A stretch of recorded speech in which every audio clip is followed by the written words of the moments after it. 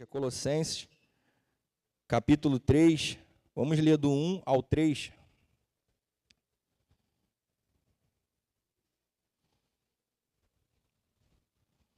Para não tomar muito tempo, eu vou estar lendo aqui, e diz assim: portanto, se vocês foram ressuscitados juntamente com Cristo, busquem as coisas lá do alto, onde Cristo vive, assentado à direita de Deus. Pense nas coisas lá do alto, e não nas que são aqui da terra, porque vocês morreram, e a vida de vocês está oculta juntamente com Cristo em Deus. Amém? Pode se assentar. Se assentar. Meus irmãos, nós acabamos de ler aqui um texto a qual, se tiver um fundo, ô Vitor, coloca para mim, por favor, que eu prefiro, se tiver um fundo musical, coloca para mim, por favor, se puder. Nós acabamos de ler um texto aqui de uma carta a qual o apóstolo Paulo, todos nós conhecemos, envia à igreja de Colosso com o objetivo de combater alguns falsos ensinos que estava tendo ali na época acerca do sincretismo, entre outros assuntos a qual estavam convertendo a verdadeira doutrina de Cristo, trazendo uma confusão para o meio da igreja, trazendo ensinos falsos. E ali Paulo, através do dirigente dessa igreja de Colosso, que era Epáfras, ele vai trazer essas instruções com o objetivo de ensinar a igreja que somente Cristo é o necessário para que toda a falta de conhecimento venha cair por terra. Paulo vem enfatizando ali a superioridade, que o tema desta carta é a superioridade de Cristo. E Paulo, ele vem combatendo os falsos ensinos de falsos mestres na época. Nós vemos aqui nas escolas bíblicas, dominical aqui da PNL, tem sido uma bênção. Nossos irmãos que têm trazido, cada domingo tem trazido um estudo, outro dia, domingo passado, foi com a nossa irmã Gláucia. Então, nós que estamos aqui hoje, neste culto de celebração pelo Dia dos Diáconos, Deus me trouxe uma pregação com o tema de diáconos com o coração nas coisas do alto. Nós vamos estar revendo algumas lições aqui nesta noite sobre o livro de Colossenses. Eu vou estar trazendo aqui 3 lições que nós podemos aprender com este capítulo do livro de Colossenses. Só que antes eu gostaria de trazer uma introdução para que a gente venha entender um pouco do contexto, tá? E nós vemos que Paulo ele estava tentando combater e ele vai dar uma lição. Ele vai dizer que nós devemos estar com a nossa mente presa, cativa no céu. A nossa prioridade, o nosso foco tem que ser o alto. A gente não pode se perder com as coisas desta terra. E é por isso que um diácono, se ele quer ter sucesso no seu ministério, ele precisa estar com a sua mente cativa em Deus. Ele precisa estar com a sua mente presa às coisas do alto. Nós vemos aqui, irmãos, no livro de 1 Timóteo, Paulo escrevendo a carta a Timóteo, e ele vai deixar algumas recomendações para as lideranças da igreja. Dentre essas lideranças, ele vai deixar recomendações espirituais, qualificações espirituais e morais, ou seja, qualificações pessoais para os diáconos. E quais são essas qualificações? Eu anotei aqui algumas delas para que a gente venha entender um pouco aqui do ministério diaconal. Paulo vai trazer na carta de 1 Timóteo, ele vai dizer que o diácono, ele deve ser honesto. O diácono, ele tem também que ser sincero. Algumas traduções, em vez de ter essa palavra sincero, nós vamos encontrar que o diácono ele não deve ter uma língua torpe, né? O que significa isso? Ter uma língua blasfemadora ou de duas palavras. Paulo vai dizer também que o diácono, uma das qualificações que o diácono tem que ter é não ser dado ao vinho. Paulo vai dizer também que o diácono ele deve ser livre de ganância má, né, de uma má ganância. Outra qualificação que Paulo fala é que o diácono ele deve guardar o ministério da fé com uma consciência pura. Também o diácono ele deve ser provado e constatado irrepreensível. Ou seja, a noiva de Cristo, ela tem todas as instruções para que nós tenhamos um bom funcionamento dentro da igreja. Erra quem pensa que dentro da igreja de Cristo, nós não temos uma organização. As cartas paulinas são cartas doutrinárias, que servia tanto para a igreja primitiva como para a igreja deste século. E nós vemos Paulo trazendo algumas qualidades e instruindo acerca da liderança que iria estar guiando a noiva de Cristo. Eu quero falar um pouco acerca antes de entrar na mensagem, eu quero trazer um pouco acerca do ministério diaconal. O pastor Silas foi muito feliz em colocar ali no grupo mais cedo. Isso só reforçou aquilo que eu estou falando hoje aqui à noite, né, que a palavra diácono, ela deriva do grego, diáconos, né, com K, em vez de ser o C com K, né, que significa nada mais do que um servo, né, alguém que serve, alguém que está ali pronto a atender alguém.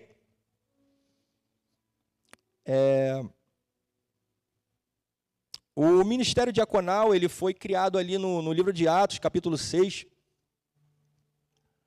quando os apóstolos perceberam que havia uma necessidade de separar alguns irmãos para tomar conta das viúvas que não estavam sendo assistidas na época, na distribuição diária. Existia uma distribuição diária. Jesus disse que a verdadeira religião é ajudar os órfãos e as viúvas em sua necessidade. E a igreja primitiva ela tinha essa qualidade de não somente pregar a palavra de Deus, levar o reino de Deus, né, batizar as pessoas, mas também eles tinham esse cuidado, esse olhar, né, mais sensível para o lado social. Só que, certa hora, foi detectado que estava sendo muito cansativo e foi necessário que os apóstolos dividissem o trabalho. Foi quando eles tiveram a ideia de levantar homens para cuidar desse negócio, desta obra, de ajudar os órfãos, ajudar as viúvas, ajudar na organização do culto, na ornamentação. Esse é o trabalho do diácono, porque ficava muito pesado para os apóstolos trabalharem na palavra, nas orações, como supervisores da igreja, e ao mesmo tempo terem que trabalhar nessa parte social. E por isso, soou bem aos olhos da igreja primitiva de que se levantassem 7 homens, cheios do Espírito Santo, para fazer essa tão grande obra do diaconato. E olha que honra, como foi falado aqui pelo pastor Alex, ser diácono, irmão, não é um fardo, ser diácono é um privilégio. Ser diácono é um privilégio que é para poucos. Agora eu vou espiritualizar um pouco. Para algumas pessoas, é uma dificuldade estar na igreja. Porque além de o mundo e Satanás pelejar contra a vida dessas pessoas, a descrença, a falta de fé, e muitas outras coisas fazem com que essas pessoas não conseguem adentrar por essas portas. Aí Cristo nos escolheu, nos deu um banho de sangue, nos colocou na sua presença para adorar Ele. Nós estamos aqui firmes, e se já não bastasse, Ele nos levanta como diáconos. Ele escolhe pessoas como escolheu lá na igreja primitiva, pessoas cheias do seu Espírito Santo para fazer a obra. Eu creio que não foi obra do acaso, que se você chegou ao diaconato, não foi o pastor que te escolheu somente, não foi o irmão que está do teu lado que te escolheu, não foi a igreja que te escolheu, antes foi o próprio Senhor que olhou do céu, como Ele disse, não foi vós que escolheste a mim, mas eu vos escolhi a vós, para que vades e dei fruto, e o vosso fruto permaneça, diácono. Eu tenho uma palavra para você nessa noite. Antes de qualquer pessoa olhar para você, eu quero te dizer algo. Foi Deus que te escolheu. Você pode dizer isso para o irmão que está do seu lado? Foi Deus que te escolheu. Não pense que foi obra do acaso, não. Deus tem uma grande obra na tua vida. E isso que está acontecendo no dia de hoje, só está começando para tudo aquilo que Deus tem para fazer na tua vida.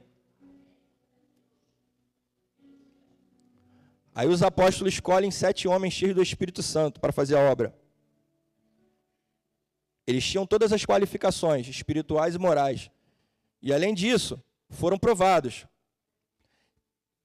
Eu já vi pessoas que saem da igreja porque não suportam a aprovação de Deus. Ah, o pastor não me ungiu, eu estou saindo da igreja. Ah, o pastor não me consagrou, eu estou saindo da igreja. Só demonstrou a imaturidade. Só demonstrou aquilo que a pessoa ainda não estava preparada para fazer. Porque a Bíblia ampara que o diácono ele seja aprovado, e depois de ser provado, constatado que ele é irrepreensível. Olha que honra, você que é um diácono hoje. Olha que privilégio que Deus te deu, para estar na casa dele. Aí agora, eu quero trazer para os diáconos nessa noite 3 lições, tá? Para o diácono que quer manter o coração nas coisas do alto. E a primeira lição é, depois que o diácono já foi provado, está trabalhando, é necessário que o verdadeiro diácono, ele sirva, mas ele sirva com o coração no céu. Por que você está dizendo isso, evangelista Jânio? É possível que o diácono não sirva com o coração no céu? Sim. Ao decorrer da caminhada, muitos obreiros se distraem com as dificuldades, com as pedradas, com as adversidades, com as dificuldades que o mundo lança contra a gente. Só que eu tenho algo para te dizer nessa noite, que servir foi um exemplo deixado pelo próprio Jesus. Foi falado aqui, eu peço para mim de abrir no livro de Marcos, capítulo 10 e o 45. Abre para mim, por favor. Livro de Marcos, capítulo 10, versículo 45. Olha o que vai dizer. Pois o próprio Filho do Homem não veio para ser servido, mas para servir e dar a sua vida em resgate por muitos. Gente, Jesus é superior a todos nós que estamos aqui. Jesus é Deus. Tem um versículo que eu, pessoalmente, particularmente, eu gosto muito, e eu sempre leio ele, que está lá em Filipenses, capítulo 2, versículo 5, que diz: tenham entre vocês o mesmo modo de pensar de Cristo Jesus. Ao 6. Passa o 6 para mim, por favor. Coloca o 6. Que mesmo existindo na forma de Deus, não considerou o ser igual a Deus, algo que deveria ser retido a qualquer custo. O 7 agora, por favor. Pelo contrário, ele se esvaziou, assumindo a forma de quê? Assumindo a forma de quê?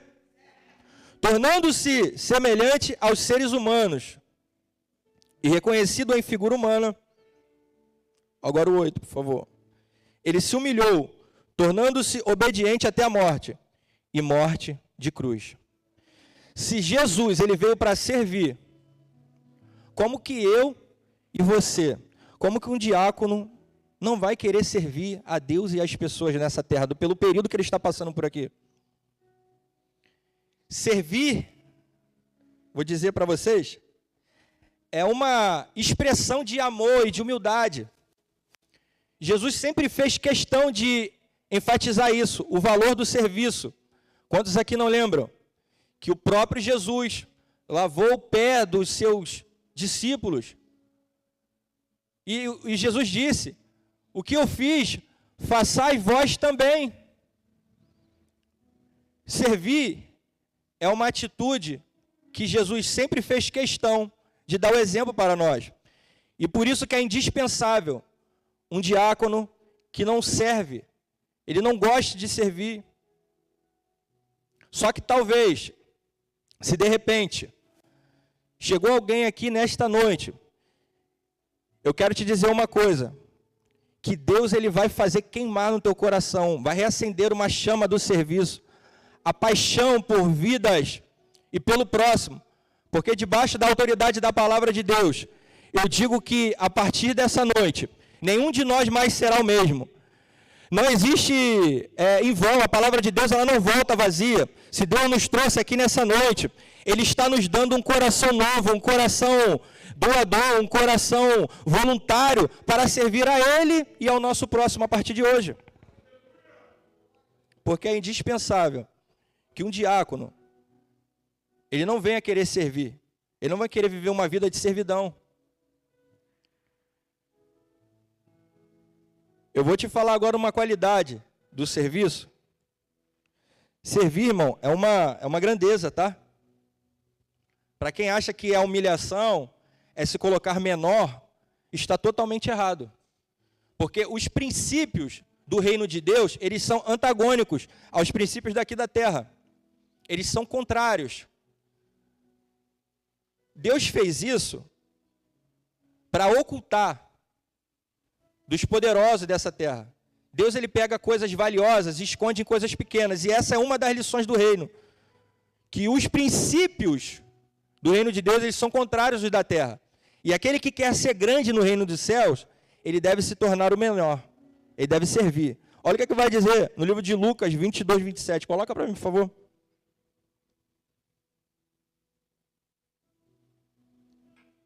Pois qual é maior? Aquele que está à mesa ou aquele que serve? Não é verdade que é aquele que está à mesa? Jesus está dizendo, no mundo, o grande, o poderoso, o que se destaca, não é o que está sentado à mesa sendo servido? Mas eu vou dizer uma coisa para vocês, olha o que Jesus vai dizer. Pois no meio de vocês, eu sou como quem serve.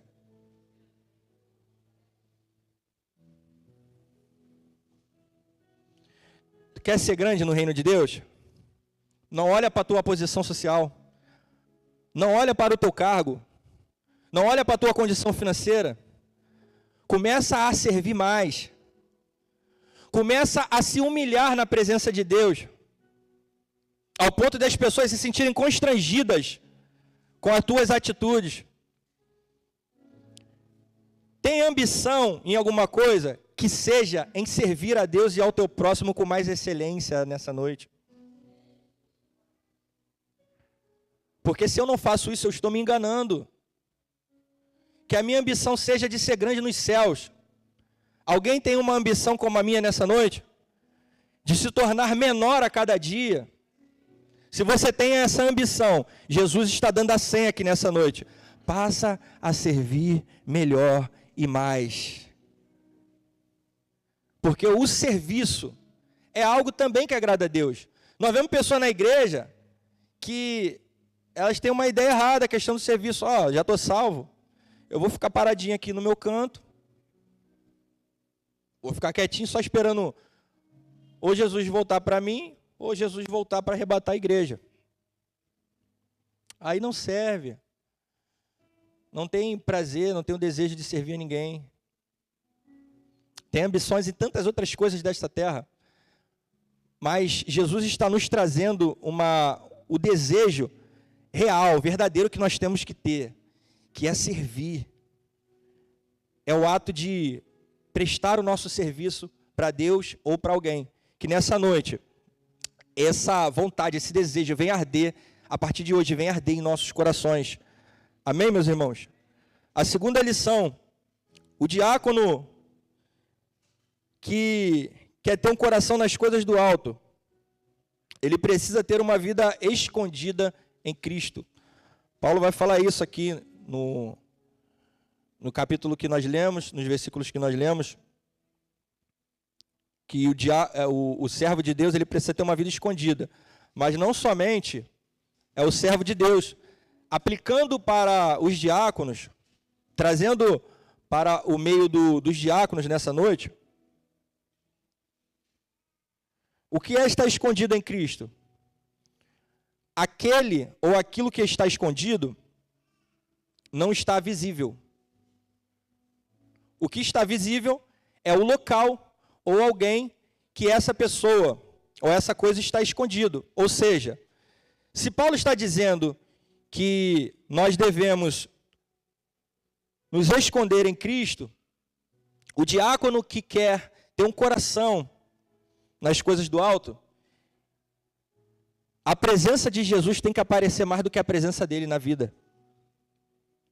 Quando eu estava lendo isso aqui, o Espírito Santo ele me levava a João 3,30. Quando João Batista, o primo de Jesus, coloca para mim, por favor. Ele vai dar uma lição incrível. Ele vai dizer, convém que ele cresça e que eu diminua.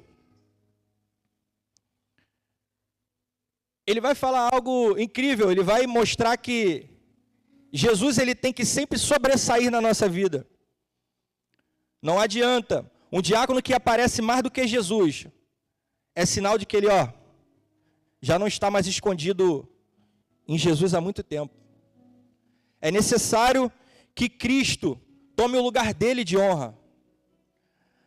Para que eu tenha um coração voltado às coisas do alto, é necessário que Cristo seja glorificado através da minha vida, mais do que o meu nome.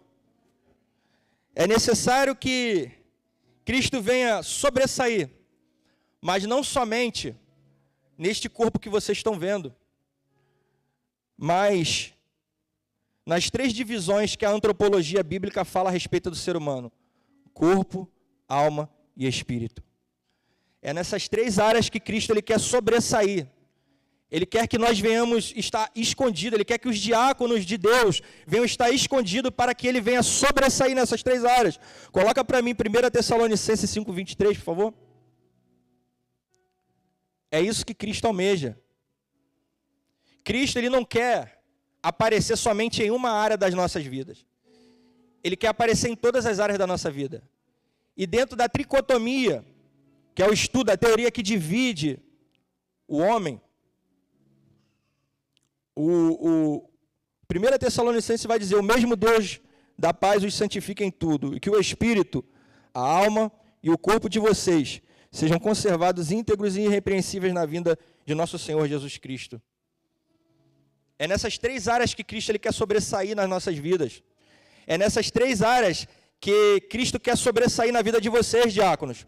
E por isso, uma lição que eu deixo aqui hoje, que o Espírito Santo traz ao coração dos nossos amados diáconos. Se você quer ser um diácono com o coração no alto, saia de cena, se esconda nos mínimos detalhes. E isso é em todas as áreas. É quando você está servindo a Deus dentro da igreja, é quando alguém vem te dar um elogio e você pega essa glória que está vindo para você e você direciona para Deus.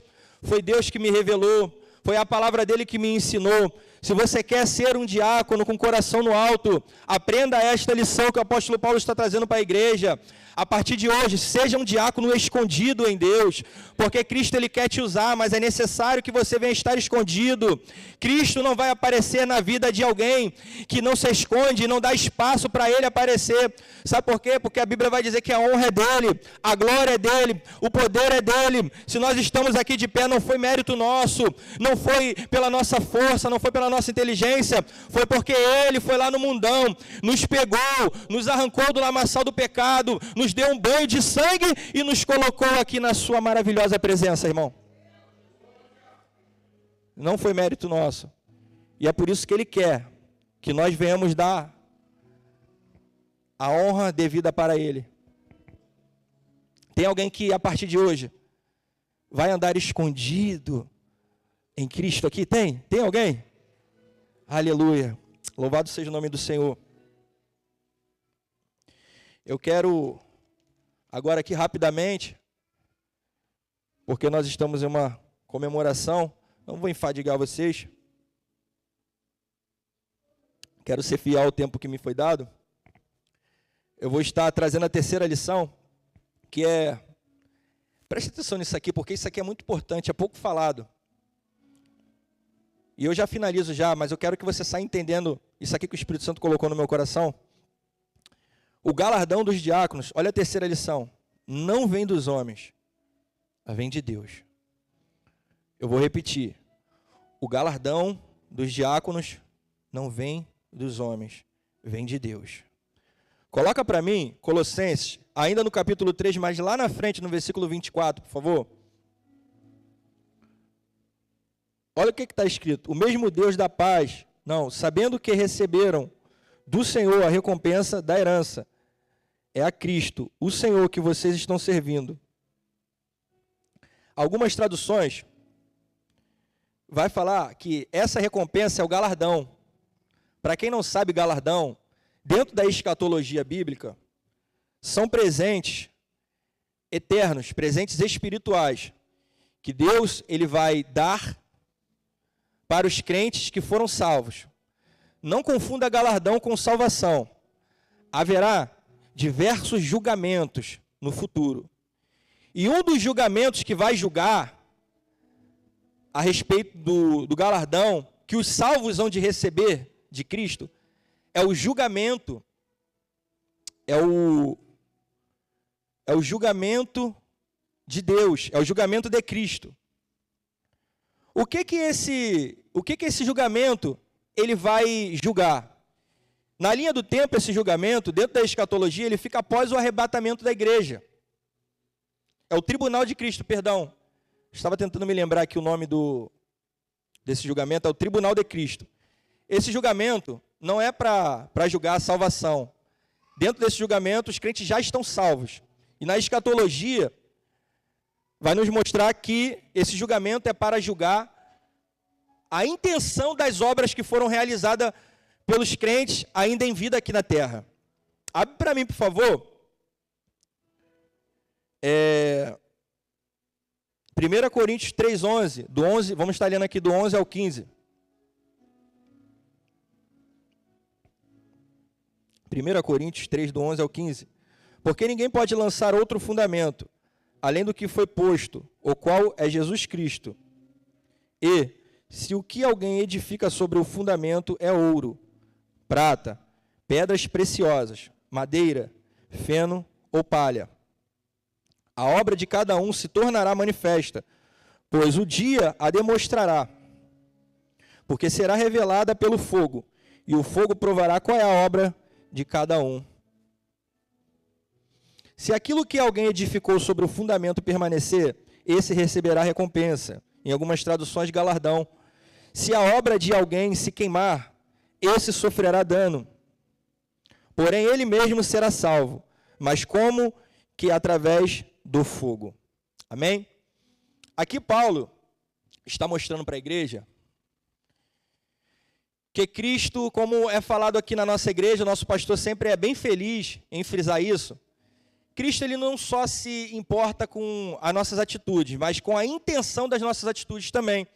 E isso vai mostrar isso, que o nosso Deus, ele não deve nada para a gente. O nosso Deus, ele nunca vai perder para a gente. Até porque o nosso Deus é um Deus majestoso, foi Ele que nos criou, que criou os céus e a terra. É um Deus gigante, incomparável, inigualável. Quantos aqui não lembram de Salomão, quando estava passando por uma crise no seu reinado? A Bíblia diz que agora vai sobrar alguns poucos bois ali do seu gado, e Salomão olha para o povo, e eu acredito que essa atitude que ele teve foi em espírito. Ele vai pegar e vai falar, já que a gente já vai morrer, eu vou pegar esse restante do nosso gado, e vamos levar para sacrificar ao Senhor. Vamos pegar tudo que a gente tem e depositar no altar do Senhor. E quando Salomão ele faz isso, a Bíblia diz que eles pegam o restante dos alimentos que eles tinham em meio a uma crise gigantesca, no meio ali do povo de Israel. Aí acabou o sacrifício e todos vão para casa. Aí naquela mesma noite, Deus visita Salomão lá no quarto dele e fala assim, Salomão, pede o que tu quer, que eu vou te dar. Aí Salomão fala assim, eu quero sabedoria, Senhor. Deus não deve nada para ninguém. O galardão é uma motivação que Paulo está trazendo para a igreja acerca da meritocracia de Deus. Se engana quem acha que o crente está perdendo tempo dentro da igreja. Se engana quem pensa que o crente está perdendo tempo indo levar quentinha, fazendo obras sociais, ajudando o seu próximo, indo orar pelos seus irmãos na casa dele, assistindo os órfãos, as viúvas, cantando dentro da igreja. Erra quem pensa que o Guilherme, que esse ministério de louvor está perdendo tempo em vir para a igreja às quintas-feiras para poder ensaiar. Sabe por quê, meus irmãos? Porque tudo que nós estamos fazendo, se é com uma intenção verdadeira, Deus irá nos recompensar naquele grande dia. Após o tribunal de Cristo, as nossas obras serão provadas. A Bíblia diz que Deus usará 6 matérias para poder provar as nossas obras. E que matérias são essas? É ouro, que significa ali uma obra de excelência. Você pode ver, de todos esses materiais, o ouro é o mais valioso. Depois, o apóstolo Paulo vai citar a matéria prata. Assim também ele vai citar as pedras preciosas, madeira, palha e feno. Esses três materiais, ouro, prata e pedras preciosas, são as obras que foram feitas em Deus em verdade. O crente que praticou obras verdadeiras, ele receberá galardão. Os crentes que não praticaram obras verdadeiras, ou seja, obras que foram por ego, por vaidade, obras que foram feitas por interesse pessoal, por barganha, serão queimadas no juízo de Deus, no tribunal de Cristo. Ou seja, Paulo está nos mostrando que nada passa despercebido aos olhos de Deus. E com o que você quer dizer isso, Jonathan? Diáconos, não pense que vocês estão perdendo tempo, todo o serviço que ninguém está vendo, que de repente eu não esteja vendo, que de repente o pastor não esteja vendo, que de repente os irmãos não estejam vendo, que de repente a sua esposa não esteja entendendo o serviço que você está fazendo para Deus, ou vice-versa, o seu marido de repente não está entendendo o serviço. Eu tenho uma palavra para dizer para você, na eternidade, Deus tem uma recompensa para você, sabe por quê? Ele não te deve nada, Ele vai te pagar tudinho, centavo por centavo. E a minha pergunta é, como que você quer viver na eternidade? Será que você quer ser alguém pobre na eternidade? Sabe por quê? Tem pessoas que estão focadas na terra e estão esquecendo dos verdadeiros valores, daquilo que é de real valor. E o que é de real valor, Jonathan? Jesus vai dizer no Sermão da Montanha, Ele vai falar, irmãos, não ajuntais tesouro na terra, onde a traça e a ferrugem tudo consome, onde os ladrões minam e roubam. Antes, juntais tesouro no céu, onde nem a traça, eu estou sentindo uma graça, uma presença de Deus aqui, irmão. Deus está abrindo o olho de pessoas aqui. Eu acredito que depois desse culto, que depois desse dia dos diáconos, a tua visão espiritual acerca das coisas de céu nunca mais será a mesma. Receba a motivação correta nessa noite. Deus tem recompensa para você no céu. Continua servindo, continua adorando, continua buscando, porque Deus não deve nada para ninguém, irmão. Cadê você que acredita? O nosso Deus é o dono do ouro, é o dono da prata. Igreja, vamos se levantar, porque se você não conseguir a tua casa própria aqui na terra, Jesus disse, eis que vou para o Pai, preparar-vos lugar. Na casa de meu Pai tem muitas moradas, se não fosse assim, não vou teria dito. Eu quero dizer que talvez você pode ser pobre aqui na terra, irmão, mas a partir de hoje, deixa de lado todo esse tempo que você está investindo nas coisas daqui e passa a investir nas coisas que vão te dar um retorno eterno. É isso que Cristo está apresentando nessa noite para os diáconos.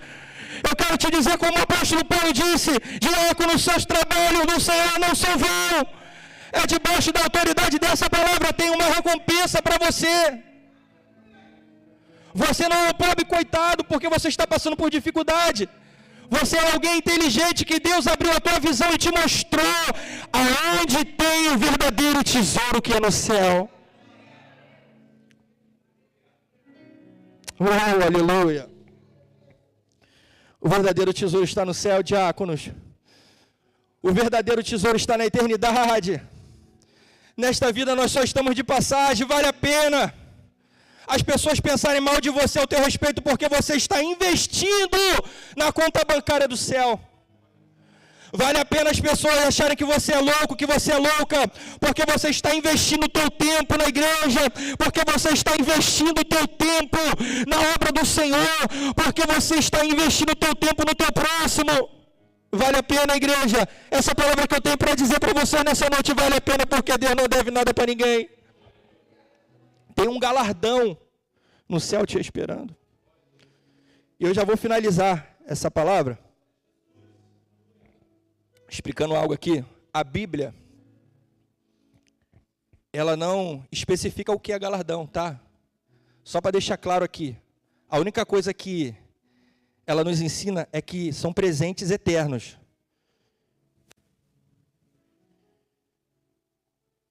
Aí eu te faço uma pergunta e já encerro a mensagem. O que é mais vantajoso? Viver uma vida, dia a noite, noite e dia, investindo nas coisas da terra, que um dia vai acabar, porque é passageiro, irmão. Um dia esse corpo que vocês estão vendo aqui, ele vai voltar para o pó de onde ele veio. Mas as coisas que são de Deus, as coisas que são do reino do Senhor, elas são eternas, irmão. Aí a pergunta que fica, o que é mais inteligente? A nossa fé é uma fé racional. Eu investi tudo que eu tenho nas coisas que um dia vai perecer? Eu trabalhar, não ter tempo de vir para a igreja? Eu falo isso como alguém que tem propriedade para falar, irmão. Eu já fui menino na fé, eu já fui novo na fé. Quase que eu me desviei. Porque eu só trabalhava.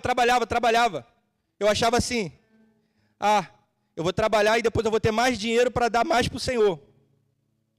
Ei, é Deus que abre a porta. Se Ele tiver que te abençoar, você trabalhando um pouco, Ele vai te abençoar. Deus me entregou uma profecia.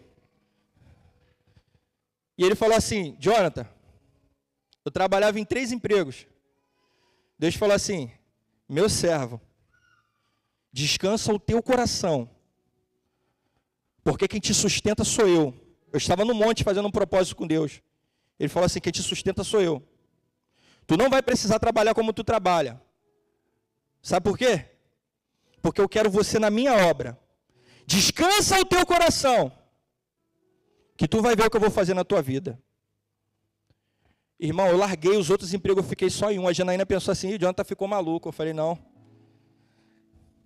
Eu sei que Ele falou comigo. Não demorou muito tempo. Eu continuei orando. Falei, Senhor, ainda que eu não esteja vendo, eu acredito no que o Senhor está falando comigo. Aí veio um profeta e falou assim, eu vou te abençoar com isso, isso, isso e isso. O pastor Austin me conhece há mais tempo, ele conhece essa história. Ele conhece até a pessoa que me entregou essa profecia. A pessoa falou assim, eu vou te abençoar isso, isso e isso. Eu tenho um quiosque ali na Praça do Rio Comprido, todo legalizado. Foi o Senhor que me entregou no alto do monte orando. Eu falei, Senhor, se é da tua parte, então me sustenta. E Deus me abençoou. E até hoje tem me ajudado. Com o que eu quero dizer com isso? Irmão, não precisa você se afobar, não precisa você se desesperar. Se Deus verdadeiramente está na tua vida, Ele tira da onde não tem, para te abençoar. Ele faz o que for necessário, Ele só quer ver a minha e a tua obediência. Se eu e você verdadeiramente estamos priorizando mais o reino de Deus do que as coisas da terra. Se for constatado isso por Deus, pode ficar tranquilo, que Ele é especialista em fazer milagre. Ele é especialista em abrir o mar. Faraó está vindo, o mar está fechado, não tem solução, Ele abre o mar. Ei, Jonathan, eu estou no meio de uma cova. Ele fecha a boca do leão. Eu estou no fundo do poço, Jonathan. Ele envia alguém para te ajudar e ainda te transforma em governador. O meu Deus é o Deus de milagre. Eu finalizo dizendo isso, irmão. Priorize as coisas do céu. E as demais coisas vos serão acrescentadas.